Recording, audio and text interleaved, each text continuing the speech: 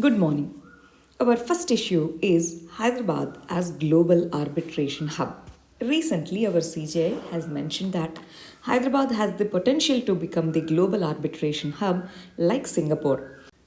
Arbitration is an alternative dispute resolution mechanism for commercial litigation. Let's say MNC company, it has litigation with another company or the government.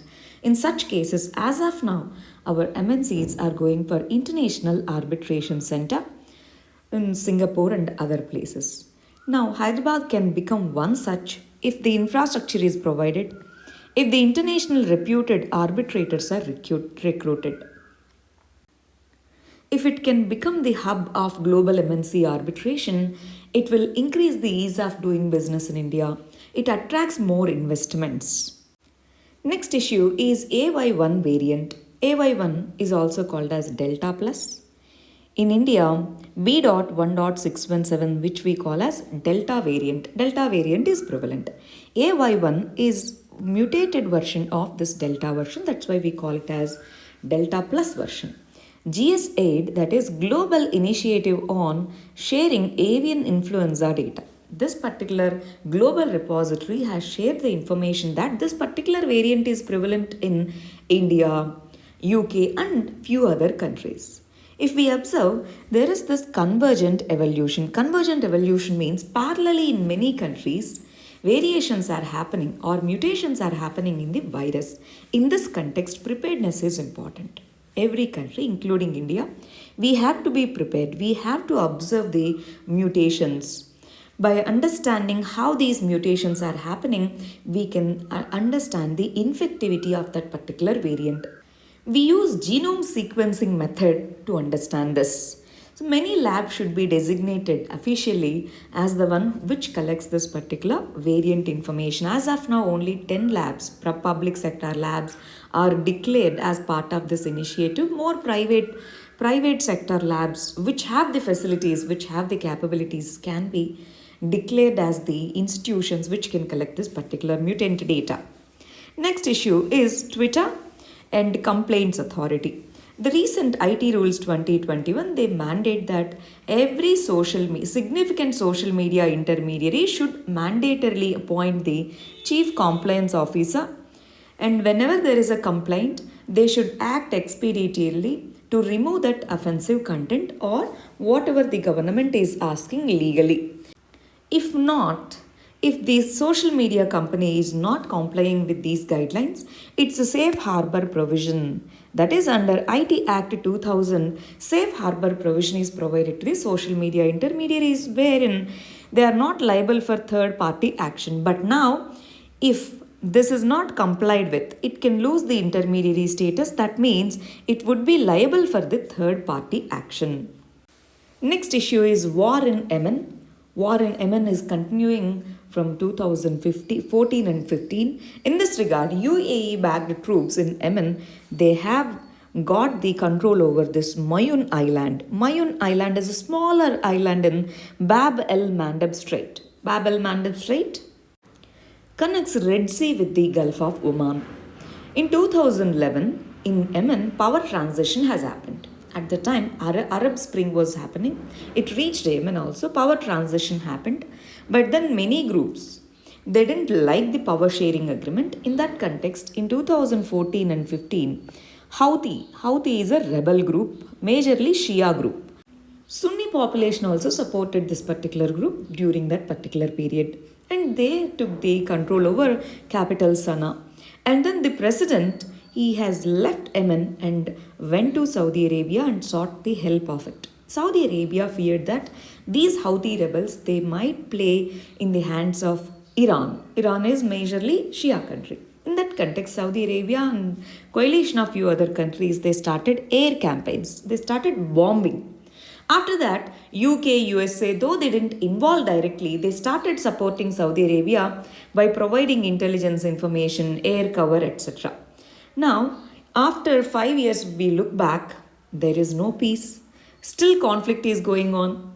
Many of the parts of the country are divided between various rebel groups, ISIS and other terror groups. They are seeking sanctuary in this conflict-ridden area. In this context, recently, UAE, it is also trying to have influence over this particular country. In this context, Mayun Island. In this particular island, they are building a base. That's why this is in news. Next issue is DHFL issue. DHFL, Diwan Housing Finance Limited. It is a deposit taking NBFC. Recently, RBI has taken back that deposit taking status of this particular NBFC. Why? Because it has taken the deposits, it is unable to pay them back because of the bankruptcy. 2 years back only, it went under this procedure under IBC resolution process under Insolvency and Bankruptcy Code. Now, under IBC, NCLT, National Company Law Tribunal, it tried for resolution process. In that context, Parimal Group, this is one more company, Parimal Group said, I will purchase this particular company but at this particular rate. So those creditors who have given the money to this particular company, they'll get only 65%. That is called 65% haircut to the creditors. And for the non-convertible debentures, debentures are kind of bonds. For those who hold non-convertible debentures in DFHLs, they are getting only 1%. This is the first financial firm to go to bankruptcy and resolved under IBC. RBI has revoked its deposit taking status. RBI is the nodal agency which gives the permission for deposit taking NBFCs. Next issue is inflation and its invisible tax impact. Recent CPI inflation or CPI index has shown that 6.3% of inflation is there in the month of May. That means the rate of inflation is high. When the rate of inflation is high, people's purchasing capacity comes down. In that context, real interest rates and deposits also go down. Let's say deposit rates are 4.5%. Now the inflation rate is 2.3%. The real interest rate that they are getting is in minus. So in that context, the government should try to address the demand and supply side constraints, and RBI should try to balance its monetary policy between growth versus inflation. We have this target, monetary policy target of having inflation in between 2 to 6% range. But now we crossed it. That's why immediate measures need to be taken. Otherwise, common people are the most affected due to this inflationary tendency. It's going to be an invisible tax on them. Next issue is USA and Afghanistan war. And USA is pulling back its troops from Afghanistan. In next few months, it is going to completely pull back its troops. What happened after 9/11 attacks? USA has launched global war on terror, and it went on with war with Afghanistan because it said Al-Qaeda is the one who is responsible for this 9/11 attacks. They are seeking sanctuary in Afghanistan. Afghanistan is already under Taliban's influence, which is not yielding to give us those who are responsible for this particular incident. Then it went to war with Afghanistan in 2001. But if we look 20 years ahead now, in 2021, Taliban's, who the US government wants to topple, they still hold the power in major parts of the country. In this context, USA's Afghanistan war is said as unending war. According to this article, there are 3 mistakes done by this particular country, USA. Afghanistan is graveyard of empires. UK tried to control it but couldn't. USSR at the time tried to control it but couldn't. Now, even USA, which is considered one of the largest military powers that we have seen in the world, is unable to control. What are the mistakes done by this country? One, it didn't had any historical understanding of how the community works in Afghanistan. Two, parallelly it went on with other wars like invasion of Iraq. And now it has yielded to Taliban. Under Doha Agreement of 2020, they said, don't allow Al-Qaeda and other terror groups share the power. That means USA has yielded to Taliban SR. So in this context, maybe USA's war might be ending in Afghanistan, but war in Afghanistan is not ending. Next issue is Tarun Tejpal's case. In Tarun Tejpal's case, Goa issue, this is sexual harassment at workplace. In this context, recently this person has been acquitted by the lower court, and then Goa government has appealed it to the High Court. But what are the lapses in this particular case? In 2002 itself, according to the 172nd Law Commission's report, few changes were made in the Indian Evidence Act. One is the defense lawyer cannot ask the general character of the victim. Second one, witness character cannot be questioned. These two they have added.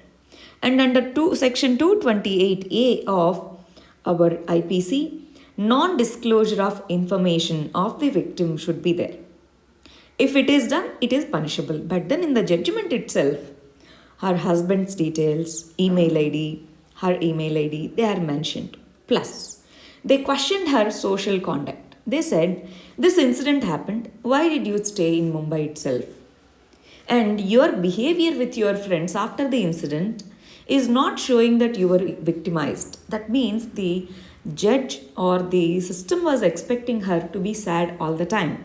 But aren't these prejudices? Aren't they stereotyping the victim? That's why in this case it has been criticized and then it went to High Court now. In this context, it is also said that investigating skills of the police and other investigating bodies should be improved. Next issue is electoral bond and transparency.